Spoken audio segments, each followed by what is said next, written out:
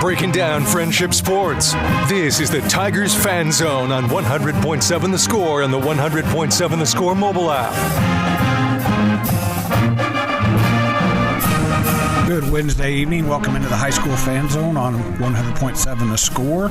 We are going to be in the Tiger Fan Zone, but it's going to be kind of a split deal like we did a few weeks ago. It's going to be Friendship and Memorial, because Memorial doesn't have its fan zone yet, but we're working on that.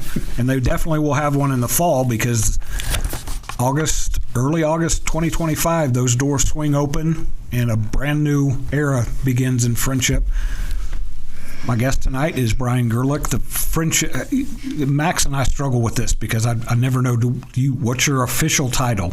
I think I'm the athletic director. Not executive. I don't think I'm that important. It's not like a Dwight Schrute. No.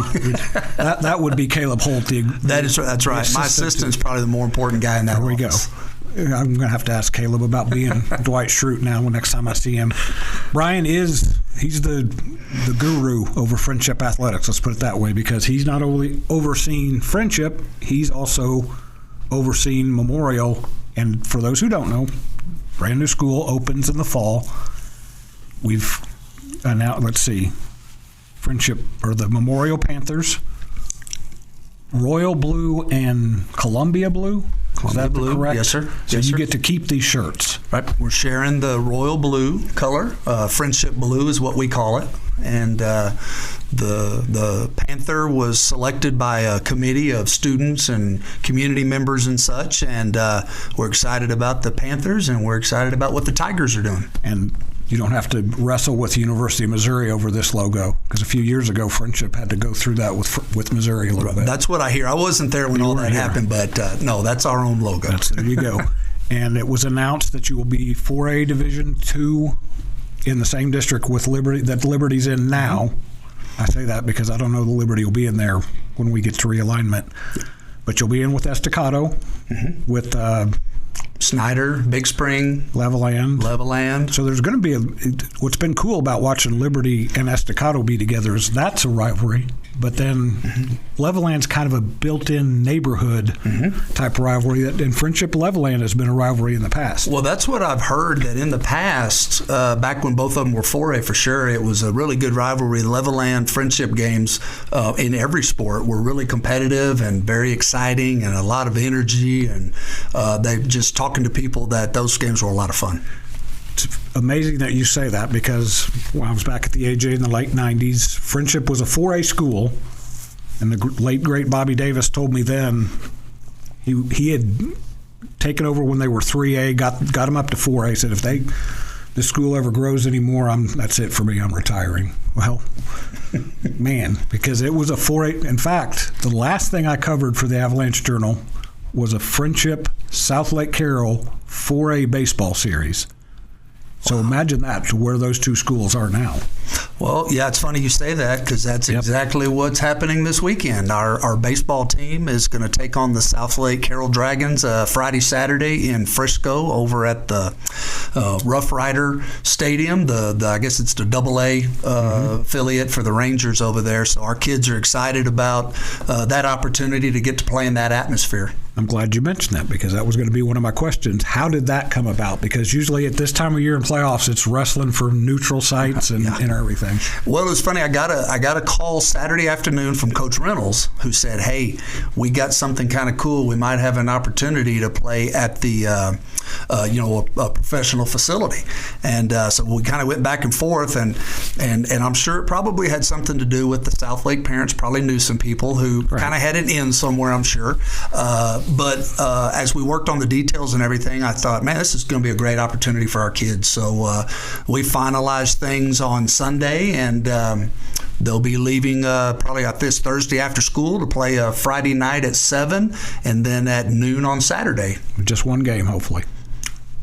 Well, we're playing 2 out of 3. Right. So hopefully you guys take care of business in 2 games. Yeah. Now the flip side of that is you need to make sure next year if they play again that we got a nice minor league ballpark up here in Amarillo. Don't you guys come this direction? Yeah, heck, I'm fine with that. There we go. I'd love to get them out here. We've gotten them out here one time a couple of years ago in a playoff soccer game.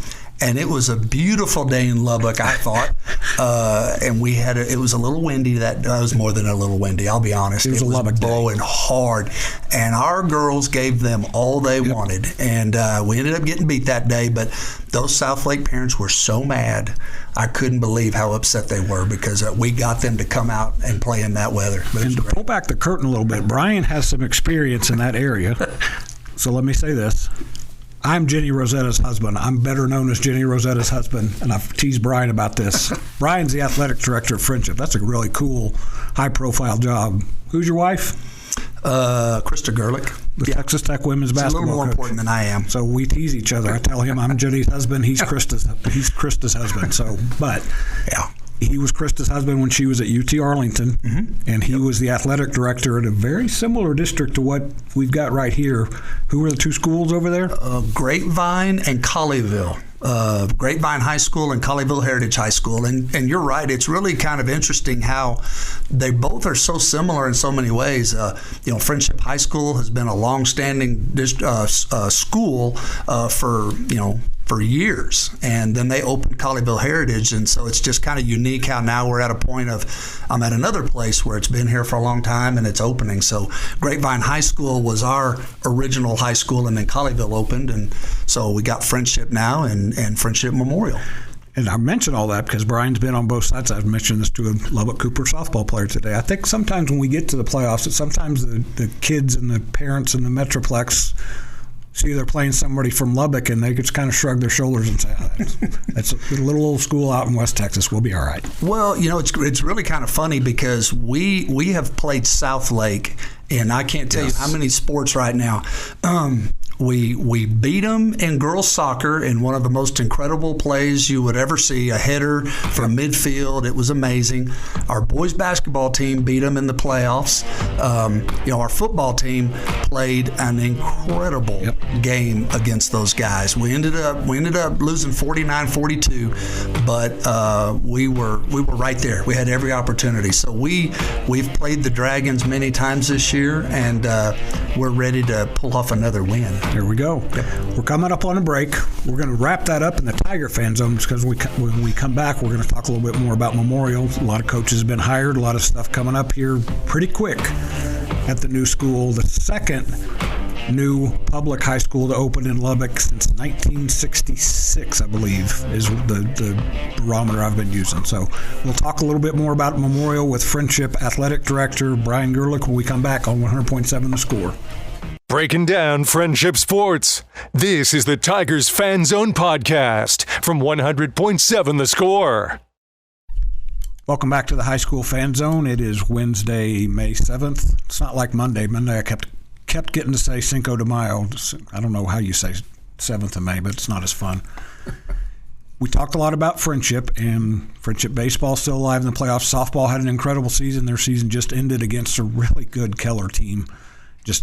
I think the way Ryan Miller said it, they just ran out of gas. I was at 2 of those 3 games.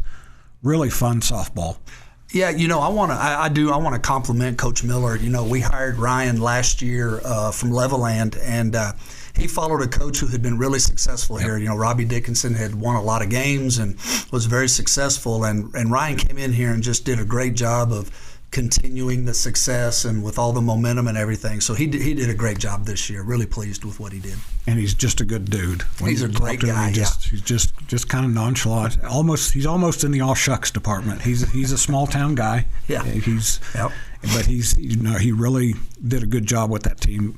Your tennis team, you had a few boys that I believe are at the regional tournament today. Yep. Track, you had several kids go to regional. So great athletic spring for Frenship.